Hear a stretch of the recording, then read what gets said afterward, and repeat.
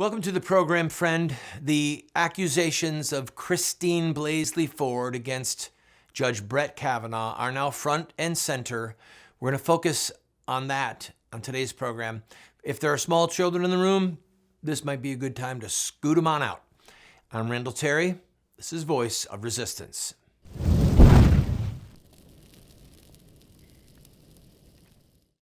It's not exactly the shootout at the OK Corral, because hopefully no one is going to die. But there are careers on the line. The Supreme Court may be on the line. Roe versus Wade may be on the line. And that's why this is all happening. Christine Blasey Ford, you've by now seen this picture. The only picture that I've seen released is her, of course, with sunglasses so that she is not identified facially. And, of course, Brett Kavanaugh. I'm going to state from the onset that I do not believe her. I believe she is lying. That is my firmly held belief, and I'm going to explain why. I could be wrong. I could be totally wrong, but I don't think I am. And I'm going to make the case why I don't believe that I'm wrong. First of all, and by the way, this is in no specific order, but you have to understand, as a point of law, an accusation is not a fact. So they're saying, well, we've got to investigate the facts. We don't have any facts. There are no facts. There's no evidence that what she is saying is true. And the one person that was in the room, allegedly with her and Kavanaugh, a man who was acquainted with both of them, says he doesn't know what she's talking about. He does not believe that this is true. I did not ever see anything like this happen. That's problem number one. Problem number two is that you have to look at motivation.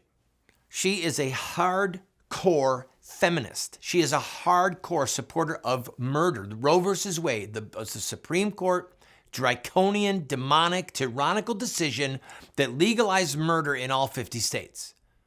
She has a political axe to grind. And so her motivation has to at least be taken into account. The fact that she went to the Women's March with those bizarre, obscene hats that they were wearing, that is a part of who she is. Giving to the Democratic National Committee, financially giving. Now, some people are going to say, some people have said, well, this will ruin her life. Don't make me laugh. Anita Hill ultimately was not believed, and the facts did not corroborate what she was saying. The fact that she and Judge Thomas maintained a friendship for years, and they had witnesses to talk about it, did not corroborate what she was saying. So, was her life ruined? No, Anita Hill became the poster child. She got massive amounts of money for speaking fees for years to come. Now, I want you to let the full weight of that sink in on you, because I've been in a lot of lawsuits over the years because of my pro-life work in Operation Rescue. And there's a thing called attorney-client privilege. And so she's meeting with her attorney, all right? Everything that she and that attorney talk about, everything, can never be repeated by the attorney. No one can ever subpoena it. No one can ever put either of them under oath and say, what did you say to your attorney? Can never happen.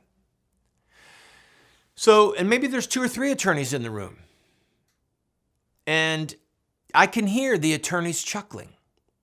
Well, no matter what happens, there's a book deal in this for you, and there's a speaking tour. And the going rate right now for this type of topic is going to be anywhere from $7,500 to $15,000 per night.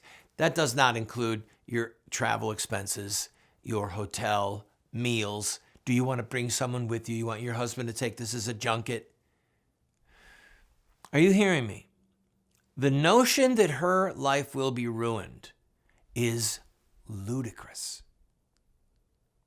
She is now poised, and you just mark my words. Mark my words. There's money in this. Just like there was money in it for Anita Hill, just like there's been money in it for different people at different points who have come forward, sometimes with the truth, whatever, but there's money in it. And now All right, let me take a quick break. Let's look at the list of people that are lining up behind her, all right?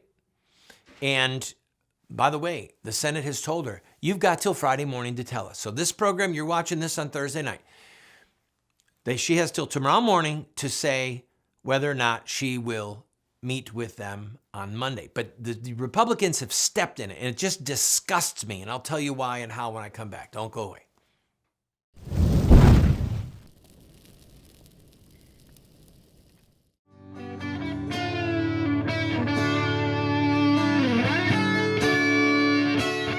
Warrior guitars. Without question, the best guitar I've ever played, heard, or seen is a Warrior. The owner of Warrior, Jay Dran, has an incredible testimony of redemption and healing. God gave him the vision to start Warrior Guitars and a passion to make the best guitars in the world. They only make about 120 guitars a year, each one by hand. Maybe one of them could be yours, or a once-in-a-lifetime gift for someone you love. The one thing that I can tell you is this is the most finely crafted guitar I have ever held. I've played a lot of guitars, I own a lot of guitars, and although the quality is exceptional on all of them, this is by far the most finely crafted instrument I own or have ever played. And I'm glad I own it. Contact my friends at Warrior Guitar. Tell them Randall Terry sent you.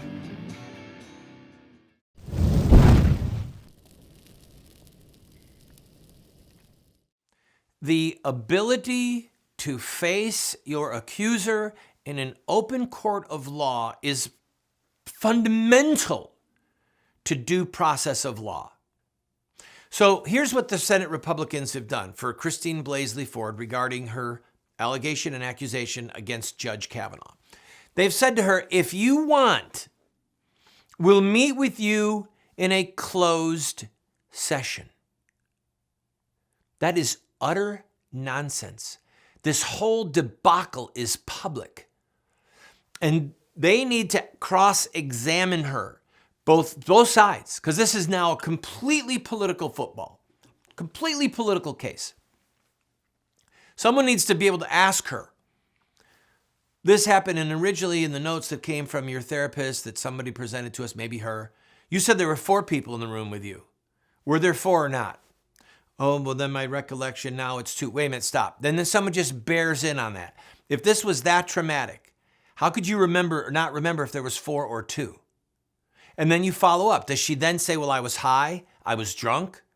She says in the statements that have been released, she doesn't remember where it was, she doesn't remember how she got there, and she doesn't remember how she got home. Now, this is somebody who's either lying or was so stoned, was so high, was so drunk that they cannot provide a credible testimony. So to do it behind closed doors is ludicrous because at this point, the American people need and deserve and have the right to hear her, just like we heard from Anita Hill. All right? I'm young enough to have watched the Anita Hill hearings. And at that time, my memory is correct, only CNN had a 24-hour news network, and I was watching as much of those hearings as I could. And the major networks were breaking in to their daytime soap operas to have a real live soap opera with a Senate Judiciary Committee hearing. The American people need to be able to see, because if they don't see, what's going to happen is this. She goes behind closed doors. The Democrats ask her a few softball questions. The Republicans ask some hardball questions, and then they come out of the room. Democrats say, we believe her. She provided credible testimony for us. And we can't believe how rude and uncaring and unfeeling the Republicans were. They should be ashamed of themselves for the way they treated this honorable woman who has had the courage to come forth and tell her story. Republicans then say what? We didn't find her credible. There are gaps in her story. I cannot believe that Senate Republicans have offered to her to have this behind closed doors. It's an absurdity. It's obscene because now just look at, you better believe I'm pumped up about this. Look at what happened in the last 24 hours. Who's come forward? Hollywood elites. They're now releasing this video. We believe you. One of the women who was a friend of Christine Blasey Ford put up a post on Facebook where she said, it did happen. Many of us talked about it in school. We remember it. So Nina Totenberg from NPR got her on the phone, put her in an interview, and then the Facebook post was taken down, and the lady says, on the record, on the air, I can't say if it happened or not. Totally changes her story. Why? How come? Because this is about politics. This is about keeping Kavanaugh off the court and keeping Roe versus Wade intact. That is exactly what this is about. It is not about anything more. It is not about anything less. The very fact that Senator Feinstein had this information the entire time of the hearings and never came forward with it shows that this was deliberately set out to torpedo his appointment at the 11th hours. And by the way, the reason I said earlier on that you have the right to face your accuser, that comes right from the scriptures. English common law is based upon, and with which American common law or American law is based upon. In the scriptures, they would bring people to the city gate and there would be a public accusation. Never mind this behind closed doors nonsense. It is an affront. This whole thing is an affront. It is a political witch hunt. And again, to the fact that Feinstein, who has been an agent or an operative for the Chinese government, this woman has no credibility. The fact that she had this data this entire time and then let it out at the last second shows that it was always intended to be an attempt at a political assassination. This is about Roe versus Wade. That's what it's about. And by the way, I've got to take a break. We don't even know if Kavanaugh would overturn Roe. He's made some statements that make me very suspect. I've been around long enough to remember Sandra Day O'Connor, David Souter, and Judge Kennedy. 3 picks by Republican presidents who we were sure were going to overturn Roe, and they betrayed God, they betrayed the babies, and they betrayed us. For all we know, Kavanaugh's going to betray us too. So I'm not a big Kavanaugh fan, friends. I'm nervous about him. But I'm telling you, I've got to call balls and strikes. And if she wants to make this accusation like she's done through her lawyers, I've got to come back. I've got to take a break. This nonsense about the FBI, I'll deal with that when we come back. Please don't go away.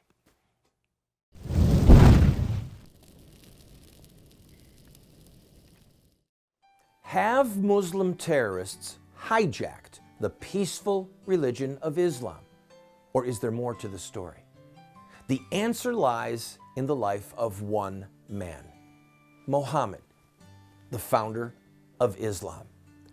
Muslim terrorists see themselves inside a 1,400-year-old story, a narrative that focuses on specific events in the life of Muhammad. We are going to look at Muhammad's life using their most sacred literature.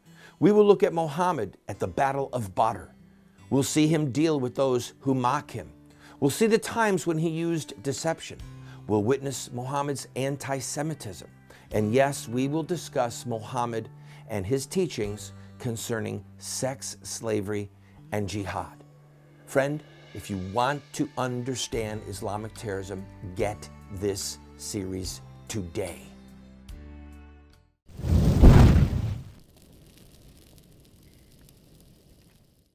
Welcome back to the program, friend. I need to clarify something that might be of interest to some of you.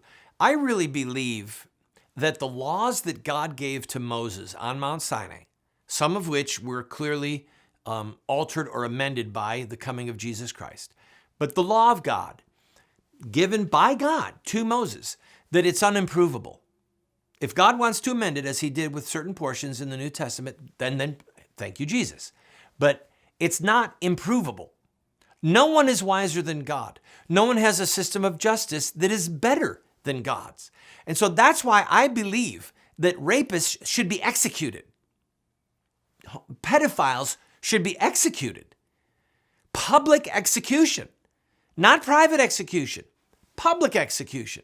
So a crime against a woman is so serious that God says a rape against a woman is so serious, God says you have to execute the rapist.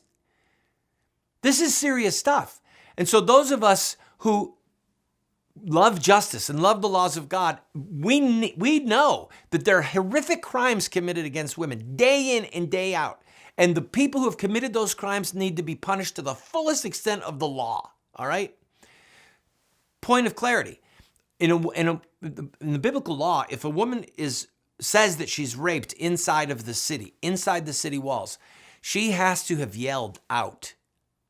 That's part of her responsibility, to yell, "Stop, help me, someone." Very important, because maybe she's going to falsely accuse someone. With Judge Kavanaugh, the one person that this lady says was in the room, besides her and Kavanaugh. Originally, she said there were 4 boys. Now she says there were 2, and the one who she named says, I don't know what she's talking about, did not happen. That's a big problem. She says that she left the room, never said a word to anyone. Didn't say anything to anyone for decades. Can't remember how she got to the party, can't remember where the party was, can't remember how she got home, nothing. But now she's got this crystal clarity that she believes, or that Kavanaugh committed an assault against her. If that had happened, she should have screamed her lungs out at the time. Should have bolted out of that room and said, that blankety blank, blank, blank just tried to blank. Okay?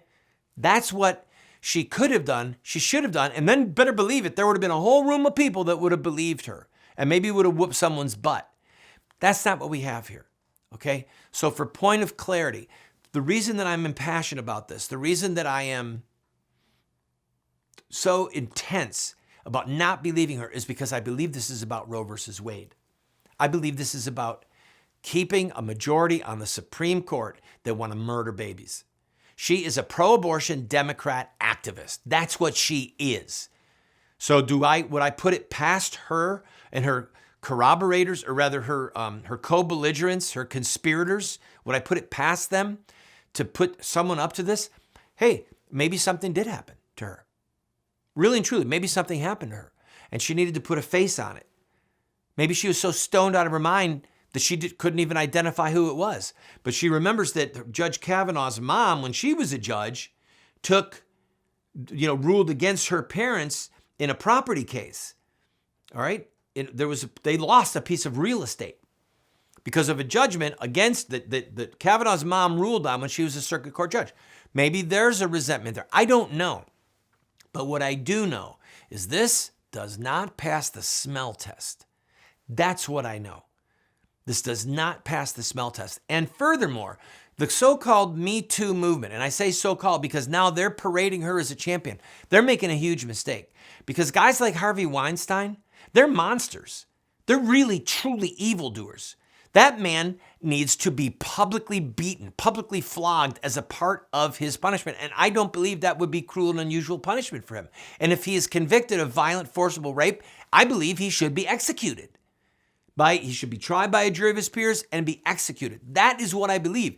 And the Me Too movement, which is going after Hollywood elites, CBS, NBC elites, these people that are oftentimes serial abusers of women, they need to be heard, but they're doing themselves a disservice to get behind this woman because it doesn't add up. It doesn't pass the smell test.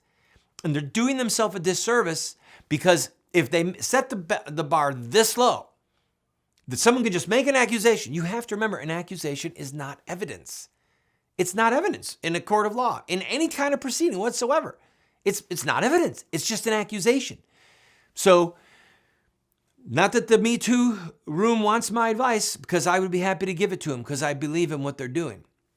The problem with the Me Too movement, please hear me, is that so many of them, not all of them, but so many of them have been entrenched in a debauched lifestyle, a pro-baby killing, pro-homosexual, pro-lesbian, pro-multiple sexual lovers lifestyle for so long that when the moment comes when somebody who what's that woman's name who's accusing? Stormy Daniels. When someone like Stormy Daniels comes along, who is, and I say this word with no children in the room, I say this with biblical accuracy, she is a whore, okay? Stormy Daniels is a whore, a professional whore. That's what she is.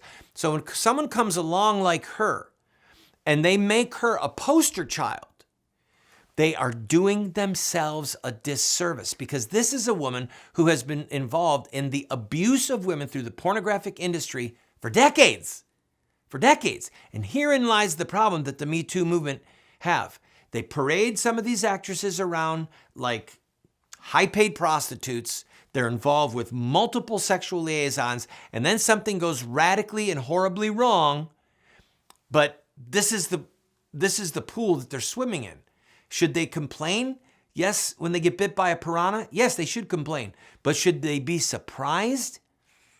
When you've got people around them that are casting out the laws of God wholesale, if you're going to kill a baby, if you're going to be a sexual predator or a homosexual or involved in all kinds of debauchery that we can't even say on the air, if you would just take one more little step, like Harvey Weinstein, is that so unthinkable? I don't think so. It's of a piece. I'll be right back. Don't go away.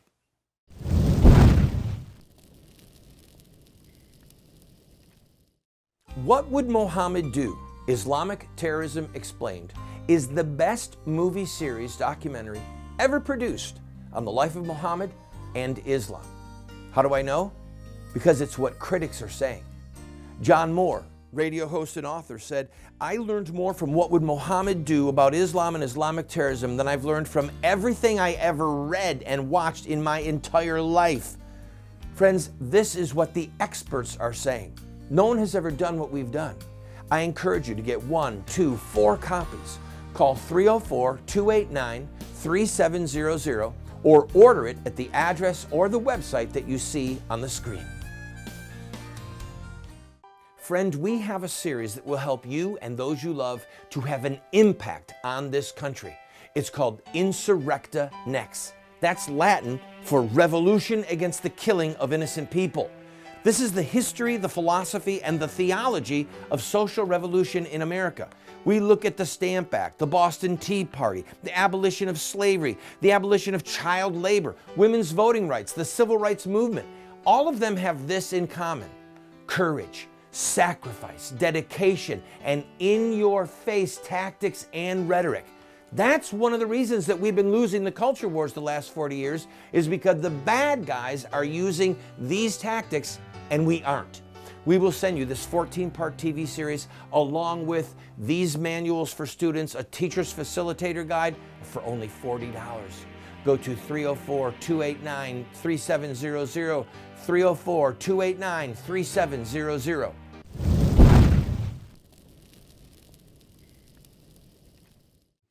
Friend, make no mistake about it.